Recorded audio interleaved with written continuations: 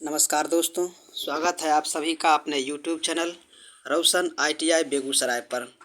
दोस्तों, हमारा यह डेली लाइव क्लास अपना YouTube चैनल रोशन ITI बेगूसराय पर चलता है और आप इस चैनल को सब्सक्राइब करें और निश्चित ही आप अपने तैयारी को और भी ज़्यादा बूस्ट करें। ठीक है, तो आप हमारे इस तैयारी के लिए जो PDF आपको बहुत ज़्यादा उत्सुकता रहता है कि कहाँ मिलेगा, तो आप निश्चित रूप से हमारे इस टेलीग्राम चैनल का ग्रुप है, इस ग्रुप को आप ज्वाइन कर लें और आपको हमारे स्टडी रिलेटेड हर एक PDF इस चैनल पर दिया जाता है, तो निश्चित रूप से आपको भी यह PDF मिल जाएगा। ठीक है, तो देखिए, अब हम लोग मिलते हैं, हम लोग अपना अब अध्याय शुरू करते हैं कि आज का कौन सा टॉपिक हम लोगों को पढ़ना है। ठीक है, तो देखिए, उम्मीद करते हैं कि आपको यह दिखाई दे रहा होगा। तो हम यहाँ पर देखते हैं आज का अपना क्या टॉपिक है, ग्रंथि। ठीक है, तो ग्रंथि हम यहाँ पर देखते हैं।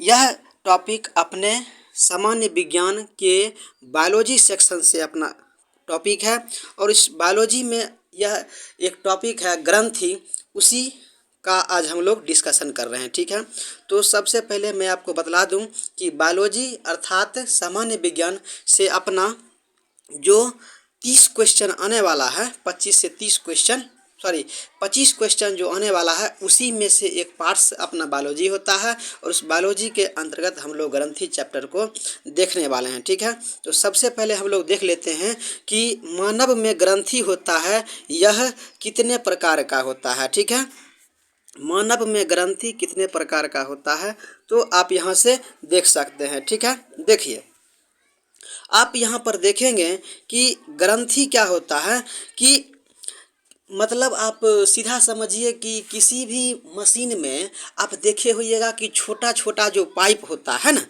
एज लाइक इस प्रकार का ना, आप एज लाइक इस प्रकार का देखे होइएगा कि पाइप होता है ना, तो यही क्या हो जाता है कि ग्रंथि होता है। ठीक है, तो ग्रंथि होता है, तो ग्रंथि अपना कितने प्रकार का हो जाता है, 3 प्रकार का होता है। ठीक है, कौन कौन होता है, एक हो जाता है अपना बहिस्रावी ग्रंथि, एक हो जाता है अंतःस्रावी ग्रंथि और एक हो जाता है अपना मिश्रित ग्रंथि होता है। ठीक है, तो हम लोग बहिस्रावी ग्रंथि को हम लोग एक्सोक्राइन ग्लैंड कहते हैं, अंतःस्रावी ग्रंथि को हम लोग इंडोक्राइन ग्लैंड कहते हैं और मिश्रित ग्रंथि को हम लोग मिक्स ग्लैंड कह लेते हैं। ठीक है, तो यहाँ तक तो आप समझ गए होंगे। उसके बाद हम लोग देख लेते हैं कि अंतःस्रावी ग्रंथि क्या होता है, बहिस्रावी ग्रंथि क्या होता है और मिश्रित ग्रंथि क्या होता है। ठीक है, देखिए, आपको यह डाउट होता होगा कि इतना भारी टॉपिक और परीक्षा में आता होगा ना।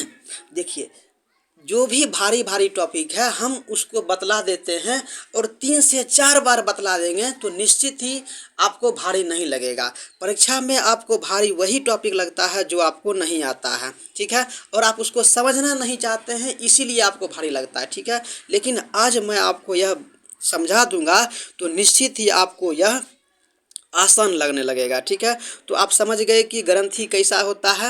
आप एज नुमा समझ लीजिए कि पाइप ही शरीर में जो होता है वही, उसी को हम लोग क्या कहते हैं, ग्रंथि कहते हैं। ठीक है, तो इस प्रकार से ग्रंथि हमने 3 प्रकार का देखा है। उसके बाद हम लोग देख लेते हैं कि अंतःस्रावी जो अपना ग्रंथि होता है, यह क्या होता है। सबसे पहले हम लोग क्या देखते हैं, बहिस्रावी ग्रंथि।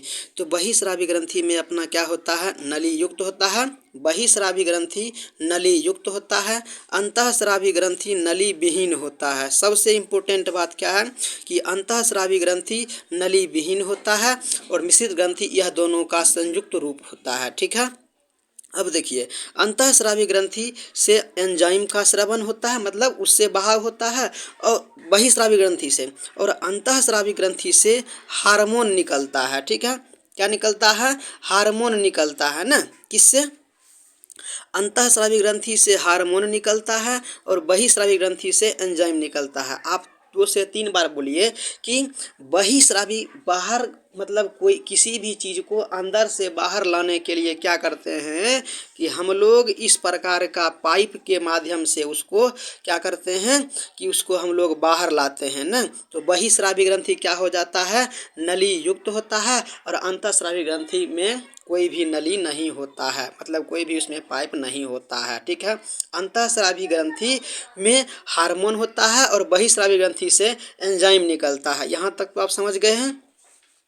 और अगला हम लोग देखते हैं कि बहिःस्रावी ग्रंथि का हम लोग पता कैसे करेंगे। देखिए, शरीर से जब रक्त की अगर मात्रा निकले न, शरीर से अगर मतलब किसी अतिरिक्त पदार्थ के बाद अगर रक्त की मात्रा निकल जाए तो समझिए वह अंतःस्रावी ग्रंथि हुआ, और रक्त नहीं निकला तो क्या होता है कि वह बहिःस्रावी ग्रंथि होता है। जैसे आँख से देखिए आप, कांची निकलता है तो उस वक्त देखिए रक्त नहीं निकलता है, पसीना जब शरीर से निकलता है तो उस वक्त भी आप देखिएगा कि रक्त तो नहीं निकलता है। तो इस प्रकार से आप समझ सकते हैं कि यह अपना क्या हो जाता है, बहिःस्रावी ग्रंथि हो जाता है ना। और जब रक्त निकल जाए तब वह क्या हो जाता है, अपना अंतःस्रावी ग्रंथि हो जाता है। हमको मतलब मूल रूप से बहिःस्रावी और अंतःस्रावी को ही ध्यान देना है, ठीक है।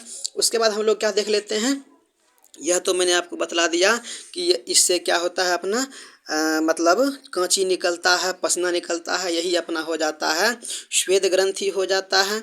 उसके बाद हम लोग देख लेते हैं अंतःस्रावी ग्रंथि में अपना लीवर भी होता है, ठीक है। लीवर एज इट इज इस प्रकार का संरचना होता है और इसी के माध्यम से अपना शरीर में पानी कह लीजिए चाहे रक्त कह लीजिए, एक स्थान से दूसरे स्थान तक पहुंचते रहता है, ठीक है। तो यहाँ तक तो आप समझ गए होंगे। यानी कि आपसे अगर पूछेगा कि बताइए लीवर अंतःस्रावी है या बहिःस्रावी है, तो क्या बोलना है आपको, लीवर बहिःस्रावी है, इसीलिए कि इसमें नली होता है, ठीक ना। और एक बात आप ध्यान रखिए कि लीवर शरीर का एकमात्र ऐसा अंग है जो अपने क्षतिपूर्ति स्वयं कर लेता है, ठीक है। अर्थात अगर लीवर कहीं नष्ट हो जाता है तो वह स्वयं ही अपने को उस स्थान पर मतलब फिर से ठीक कर लेता है। तो यह समझ गए। उसके बाद हम लोग देखते हैं अंतःस्रावी ग्रंथि। तो अंतःस्रावी ग्रंथि कितने पार्ट्स में होते हैं और कौन कौन से होते हैं, ठीक है। तो इसको देखने के लिए हम क्या करते हैं कि थोड़ा सा हम इसको एक बार जूम कर लेते हैं, ठीक है। अब देखिए, अब आपको यह दिखाई दे रहा होगा, ठीक है। तो अब हम इसको देख लेते हैं ना। चलिए अब हम इसको देखते हैं। तो हम यहाँ पर क्या देखते हैं, इसमें अपना क्या होता है, अबटू ग्रंथि होता है। अबटू यानी कि थायराइड हो जाता है, ठीक ना। अबटू यानी कि थायराइड होता है। इससे पहले एक होता है प्यूटरी ग्लैंड, जो कि पीयूष होता है। पीयूष मतलब आप समझ लीजिए मस्तिष्क।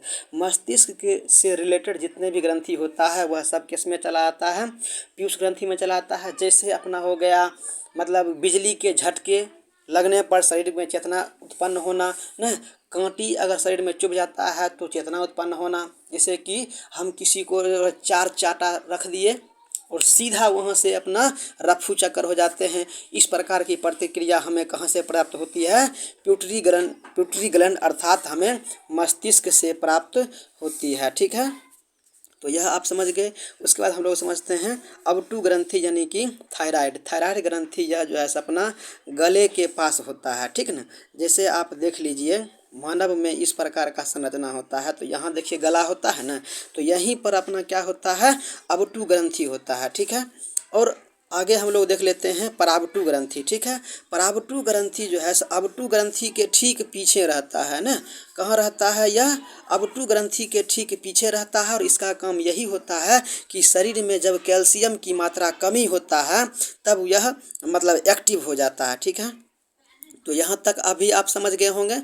तो अभी आप क्या सब समझे कि पीयूष ग्रंथि का काम क्या होता है, अबटू ग्रंथि अर्थात थायराइड ग्रंथि का काम क्या होता है, आपने इसको समझ लिया है। उसके बाद आपने समझ लिया है कि पराबटू ग्रंथि क्या होता है, जो कि शरीर में कैल्शियम की मात्रा को नियंत्रित करता है, ठीक है। तो आपने इस चीज़ को भी समझ लिया है। अब हम लोग क्या देखते हैं कि थाइमस ग्रंथि, ठीक है।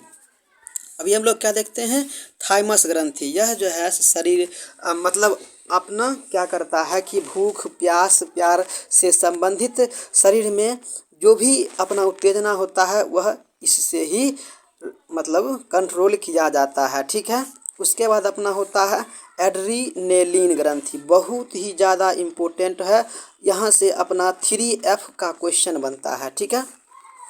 3F में क्या होता है, जैसे कि लरो और उरो, ना क्या होता है, लरो और उरो ना, क्या हो जाता है अपना लरो और उरो, ठीक है ना। क्या होता है यह अपना लरो और उरो हार्मोन यहीं से स्रावित होता है, कहाँ से, एड्रीनेलिन ग्रंथि स्रावित होता है, यहाँ से अपना स्रावित होता है। उसके बाद हम लोग क्या देख लेते हैं, लरो और उरो यहीं से स्रावित होता है एड्रेनलिन हार्मोन से, ठीक है। उसके बाद हम लोग देख लेते हैं जनन हार्मोन, ठीक है। एक होता है अपना जनन हार्मोन, यह जो है मानव में जनन संबंधित उत्तेजनाओं को मतलब एक्टिव करता है, ठीक है। यह जितने भी आपको ग्रंथि बतलाया गया है यह सब ग्रंथि अंतःस्रावी ग्रंथि होता है, और मिश्रित ग्रंथि का काम एक ही होता है कि शरीर में ना, शरीर में चीनी की मात्रा को ना, चीनी की मात्रा को कंट्रोल करना, चीनी की मात्रा को कंट्रोल करना इसका काम होता है, ठीक है। तो उम्मीद करते हैं कि आज आपको यह स्लाइड अच्छा लगा होगा। मिलते हैं अगले कोई वीडियो में। आपको मैं यह बतला दूं कि परीक्षा में यह सवाल आपको बहुत ही ज़्यादा परेशान करेगा, लेकिन धीरे धीरे करके आपको यह हमारा वीडियो आपको आसानी से समझ में आने लगेगा, ठीक है। तो मिलते हैं अगले कोई वीडियो में, और अगले वीडियो में मैं आपको ग्रंथि से संबंधित जो मोस्ट वीवीआई क्वेश्चन होंगे उसको हम लोग देखेंगे, ठीक है। तो मिलते हैं अगले कोई वीडियो में, तब तक के लिए धन्यवाद। अगर इस चैनल को सब्सक्राइब नहीं किए हैं तो सब्सक्राइब जरूर किए, और वीडियो अच्छा लगा हो तो लाइक ज़रूर करें, ठीक है। धन्यवाद।